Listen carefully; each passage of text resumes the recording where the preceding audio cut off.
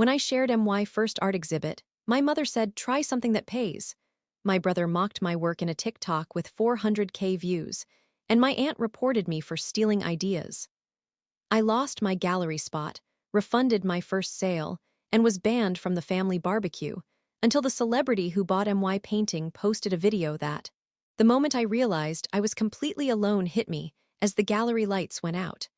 I stood in the middle of the large white room in downtown Portland, Oregon, my palms damp and my heart pounding. Just hours ago, I'd been excited. My first ever solo art exhibit, a major step I'd poured everything into. But tonight, the gallery owner approached me quietly, voice low. "I'm sorry, we're going to have to end the show early." Something in me cracked. It started so differently. I grew up in Eugene, Oregon, the daughter of a high school mathematics teacher and a stay-at-home mom who baked pies every Saturday. My brother, Lucas, 3 years younger, was the golden kid, star athlete, honors student, people's person. I painted on weekends. I painted in the studio I built in our garage. I had visions. Bold colors, figurative strokes, city silhouettes mixed with dream-like textures. I showed a few pieces online, got a tiny local following, decided I wanted more. When the gallery contacted me to show 12 of my paintings in this bright, modern space, I was thrilled. I booked the flight, arranged my notes, brought the catalog prints, handed out invites. I invited my family. I invited old friends. I hoped to make them proud. But from the start, things felt off. My mother, whom I loved dearly, walked through the display, paused at one of my large canvases, a swirling cityscape with a lone figure in deep blue. She frowned. Later at home, she said in the kitchen, cup in hand, "Maybe you should try something that pays, you know? Art is lovely, but it's hard to make a living." Her tone wasn't malicious, but it stung. I'd worked for years, skipped vacations, saved every extra dollar for paint and canvases. I wanted her support. Her remark felt like a cold breeze. My brother Lucas didn't show for the opening night. Instead, he posted a TikTok, tagged me caption, "My sister thinks she's an artist face with tears of joy # watch her work." He held up one of my canvases, a photo he took of it, and mocked the title I gave it. The video took off. It hit 400,000 views by the next morning with comments like, "Nice try," "When will you get a real job?" "Hobby artist." I watched the view count climb. I felt naked. I felt exposed. Then my Aunt Marisol weighed in. She accused me of stealing ideas from an online artist I once admired and posted about on Instagram. She claimed I ripped off her work, even though I'd created everything myself, long before I found that online artist. She reported me for plagiarism to the gallery, which forced the gallery to pull one of my pieces from the show. I asked for proof. She refused. The gallery lost faith. I lost the display spot for that piece. One of my key works was removed. My show looked incomplete. The final blow came when a buyer from the opening night asked for a refund. The gallery demanded I refund them because they said the piece had issues. The provenance was questioned, the aunt's claim a complaint filed, so I had to refund my first sale. It was the biggest amount I'd ever hoped to keep. Instead, I gave it back. I felt betrayed, ashamed. That weekend, the family had a barbecue at my parents' house. I wasn't invited. I waited for a call or a message, nothing. I found out later they celebrated my brother's new job promotion. They cheered. They congratulated each other. They raised their glasses. And me, I watched their posts from home. Then something unexpected happened. A short video appeared on one of the artist industry Instagram pages. A celebrity collector had posted a story showing my painting from the exhibit, the one still intact. They named me. They raved about the piece. They tagged me. Suddenly, people in the art world started asking, "Who is she?" And that's where I am now. Something's changed, and I feel the pendulum shifting. I stared at the screen, mouth slightly open. The video was only 15 seconds long, but it flipped everything upside down. It started with the celebrity, Jordan Ray, actress from 3 hit TV shows, now a rising star in the indie film scene. She was in her penthouse apartment in San Francisco, holding her phone selfie style, walking past a huge canvas hanging behind her couch. My painting. She stopped in front of it and said, "So a lot of you have been asking about this painting behind me. This was made by this insanely talented artist I found in Portland last week. Her name is, let me get it right, yeah, Savannah Green. I am obsessed. This piece speaks to me on so many levels, I had to buy it. Then she turned the camera around, zoomed in on my signature in the bottom corner, and smiled. She tagged me. I went from having 820 followers on Instagram to over 22,000 in less than a day. My inbox filled with messages, other artists, journalists, bloggers, people asking to buy prints, asking if I was doing commissions. Art podcasts wanted to interview me. A gallery from Seattle reached out. Another from Santa Fe, even a store in LA, wanted to feature my work for a designer home line. It felt like someone threw a rock through the window of my small world, and the whole city rushed in to see what I was doing. And my family, they stayed silent. No congratulations. No calls, until Lucas posted a smug video saying, "Wow, crazy how people will write a 15-second video to fame these days. I guess I helped her after all." He was joking, but it was clear he was bitter. Then my Aunt Marisol commented on one of my Instagram posts. "Interesting, didn't expect this to blow up the way it did. Still wish credit was given where it's due." I wanted to scream. I'd worked hard. I'd never copied anyone. My style was mine. Her bitterness felt like rust, clinging to whatever she could corrode. But I didn't respond. Instead, I booked a call with the Seattle Gallery. They wanted to fly me out, pay for hotel, give me full commission, a solo wall. They even had a waiting list for buyers. I said yes. That night, I got a text from my mother, just 4 words. "Can we talk soon?" No apology. No mention of her "try something that pays" comment. No acknowledgement of what I'd just pulled off. I didn't reply. Instead, I packed for Seattle. When I arrived, they picked me up in a car with my name printed on a placard. They took me to a downtown boutique hotel. The gallery staff met me for dinner. 3 of them, all warm, all kind, all praising the color theory in my work. One even quoted the name of a piece Lucas had mocked. That night, as I lay in the hotel bed, I opened my DMs and saw a message that stopped my breath. From Jordan Ray herself. "Hey Savannah, loved your painting so much, I showed it to a friend of mine. He's opening a new restaurant in LA and looking for custom art. Think you'd be down to talk?" My fingers shook as I typed back. "Absolutely." The next day, while I was prepping for the Seattle show, I got a FaceTime call. It was Jordan. She was with someone. Chef Diego Santana, a Michelin-starred chef I'd only seen on Netflix before. They were opening a Latin Asian fusion place in West Hollywood. He wanted 7 original pieces for the restaurant. That deal alone was more money than I'd ever made in my life. But even that wasn't the most satisfying part. The most satisfying part came 2 weeks later, when I got an invitation in the mail. A printed invite to my cousin's baby shower, hosted at my parents' house. I flipped it over. There it was, my painting, printed across the back like a decoration. And under it, artwork by local artist Savannah Green. I laughed out loud. Now they wanted to show me off, they wanted to use me. But I had my own plan. I stared at the invitation for a long time. My name, my art, their party. After everything they'd said, after how they treated me, now they wanted to feature my work like some cute family success story. I could have ignored it. I could have burned the invite, blocked their numbers, and gone back to my studio with my new gallery commission and let karma handle it. But that's not what I did. Instead, I RSVP'd yes. And then I made a call to my friend Darren, who ran a small but mighty documentary YouTube channel based out of Vancouver, Washington. He'd been asking for months to do a video on my art journey, raw and real, he said. I hadn't been ready. Now I was. I told him, "Bring your best camera. I've got a story to tell." We filmed for 2 hours. I laid it all out. How my mother told me to quit, how Lucas mocked me online, how Aunt Marisol tried to ruin my name, and how they celebrated without me while my first solo show crumbled. I showed the TikTok Lucas made. I showed screenshots of their comments, their DMs, the refund notice from the gallery. I held nothing back. I also showed the turnaround, Jordan Ray's video, the gallery deals, the LA commission. My phone lighting up with offers and contracts. Then I told Darren, "Save the upload for the day of the shower, post it while I'm there." He smiled. Got it.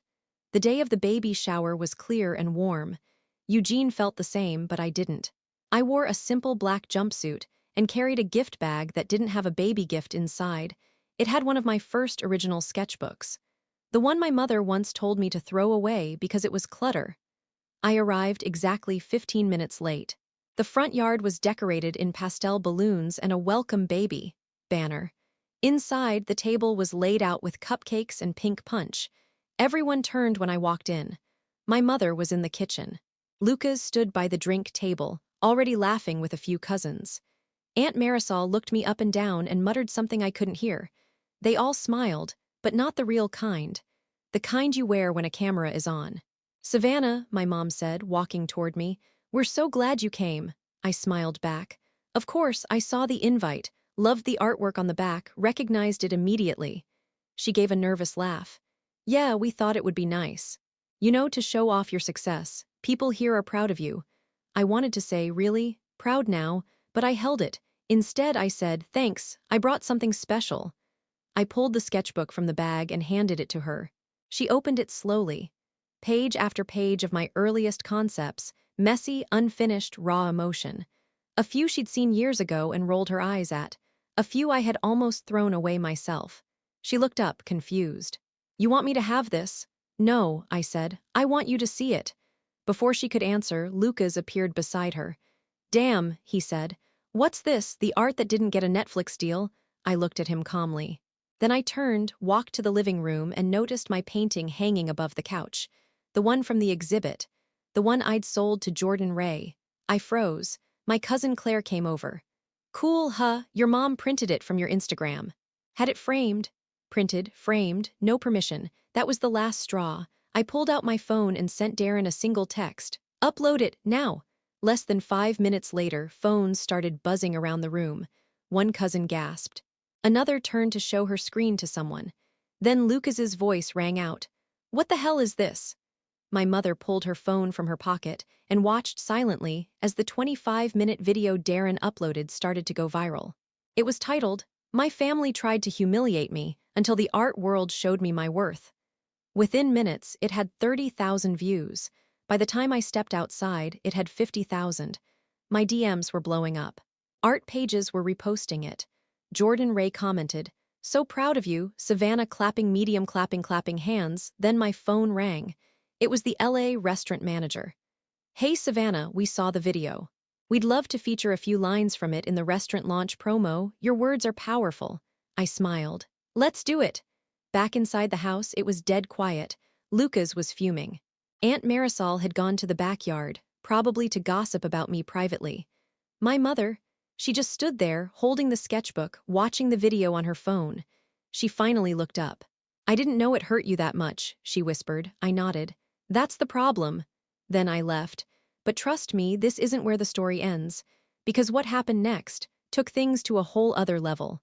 3 days after the video dropped, I woke up to 112 new messages. Half of them were from people I didn't know, artists, creatives, strangers saying things like, "Your story gave me hope, and this hit me so hard I've been there." The other half, from Lucas. First a DM. "Hey, could you take down the part about the TikTok? It's messing with my brand." Then a text. "You could have at least warned me. I'm getting hate now. My job saw it." Then a voicemail. "Savannah, look, I know I made fun of you. But it was a joke. You didn't have to put me on blast like that. Can we talk?" I didn't reply. Instead, I forwarded the voicemail to Darren. He clipped it and added it to the follow-up video, which went up that afternoon. Family backlash after my truth went viral. It was already trending on YouTube within the hour. Then something crazy happened. Lucas tried to go into damage control mode. He uploaded his own video on TikTok titled, "My Side of the Story, the Artist's Sister You Know." In it, he wore a black hoodie, sat in his car, and said, "A lot of people are coming at me, but they don't know the full story. I helped my sister. I gave her exposure. My TikTok brought attention to her work. She should be thanking me." I couldn't believe it. He was really trying to spin it like he deserved credit for my success. But he wasn't ready for what happened next. Because just 2 days after that, the LA Times ran a piece about my work titled, "Savannah Green, the artist who turned betrayal into a masterpiece." In the article, they quoted from Darren's video, linked the now viral baby shower moment, and called my story a case study in quiet resilience and earned revenge. It was front page on their arts and culture section. Right below it, a screenshot of Lucas's TikTok with the caption, "Mocked her, now wants the credit." My inbox flooded. Netflix reached out. A docuseries in development, true stories from American creatives who overcame personal sabotage. They wanted me for an episode, but I had one more card to play. Because, while Lucas was spinning lies online, I dug through old emails and found receipts. Literal screenshots of him trashing my work to friends, joking about how no one will buy her paint splatter crap. I had DMs he forgot to delete, calling me delusional. I packaged them all and sent them to his job's HR department. Why? Not to get him fired, but because in his video he said his job saw the backlash. So I figured, let's give them the full picture. He worked in PR, integrity matters there. A week later, he was suspended, officially for misrepresenting a company-employee relationship in personal media without approval. He posted another video, more somber this time. Yeah, I'm taking time off. Internet's wild. Learned some lessons. Gonna reflect. Comment section, brutal. Maybe try something that pays. Ever heard of karma? And my personal favorite, art exposes the soul, yours needed exposing. Meanwhile, I was back in LA, the restaurant opening, a hit. 7 of my paintings lined the dining room walls, each one with a placard under it. Original by Savannah Green, as seen in the LA Times, guests asked for selfies. Jordan introduced me to producers and writers. One woman said, I followed your whole family drama, I cried, then I bought your print. The restaurant cut me a bonus check that night. And just when I thought things couldn't top that, my mom called. Not texted, called. I let it go to voicemail. Her voice cracked a little. Hi, sweetheart. I saw the article. I watched all the videos. I just want to say I'm sorry. You were right to be hurt. I hope someday you'll let us talk, really talk. I didn't delete the message, but I didn't call her back either. Not yet. Because something even bigger was about to happen. A month after the restaurant opened, I was standing in the middle of my new art studio in Los Feliz, California. The walls were tall. Light poured in through giant windows. My name was printed on the glass door, Savannah Green Artist in Residence. The space was funded by a grant offered through the Los Angeles Arts Collective. Turns out one of the jurors for that grant had seen Darren's video. She said my story showed depth, determination, and the kind of voice people need to see in modern American art. I was painting again, without anxiety, without shame, without trying to prove anything. And then it happened. A family group text popped up on my phone. I hadn't heard from them in weeks. The message was from my cousin Claire. FYI, Mom invited Lucas to give a motivational speech at her community college where she teaches art appreciation. Said he's going to talk about creativity, social media, and supporting family artists. LOL. Supporting family artists? Lucas, I stared at the text and laughed out loud. It was a low, stunned laugh. This man had tried to take credit for my work, mocked me in front of hundreds of thousands of people, and got suspended from his job. And now, he wanted to brand himself as some mentor figure. I knew what I had to do. I called Darren. He answered, already laughing. Let me guess. Lucas is doing a TED Talk now? Worse, I said. He's giving a talk on supporting artists. There was a pause. Then he said, we should live stream it. We did one better. We reached out to the college's student newspaper. Darren pitched them an exclusive follow-up on my art journey. They said yes, eager for any content related to the now famous viral artist from Oregon. And since the college was public, the event was, well, public. We walked in with cameras rolling. Lucas was on stage already, wearing a blazer and jeans, smiling like he belonged there. He said things like, art runs in my family. I've learned the value of lifting others up, not tearing them down. My sister taught me a lot about resilience and what it means to pursue your dreams. We've both grown a lot. Then he spotted me, standing in the back, arms crossed, camera in full view. His face changed, he stumbled a bit. I see her now actually, she's here. Everyone, this is my sister, Savannah, the reason I believe in redemption and family, and I stepped forward, quiet but steady. Lucas, I said, loud enough for the front rows to hear. Are you apologizing publicly right now? He blinked. I mean, he said, chuckling awkwardly, I think I've already. I haven't heard it, I said. Not in words, not from you. Not once. Dead silence. Then I said, the first time you acknowledged me was in a TikTok where you mocked my work. The second time, you said you gave me exposure. The third time, you tried to brand my trauma as your platform. So let's hear it right now, in front of the people you're preaching to. The audience was frozen. Lucas cleared his throat. And then, for the first time ever, he said, "Savannah, I'm sorry. I was jealous. I didn't understand what you were doing. I thought if I tore you down, I'd feel bigger. But it didn't work. You kept rising. I'm sorry for the video, for the jokes, for the lies. I'm really, really sorry." I nodded once, turned to the camera, and walked out. That clip went viral. Not because he apologized, but because people saw what accountability actually looks like. 6 months later, Lucas deleted all his old videos, went offline. My aunt stopped posting completely. My mother. She wrote me a handwritten letter, told me she started taking beginner painting classes, said she wanted to understand what I felt. I kept it in my studio drawer. And as for me, I had my first show in New York. Jordan Ray came. Chef Santana flew out. The restaurant in LA printed a QR code on the back of every menu that linked to my prints. I was booked through the end of the year. And I never stopped painting.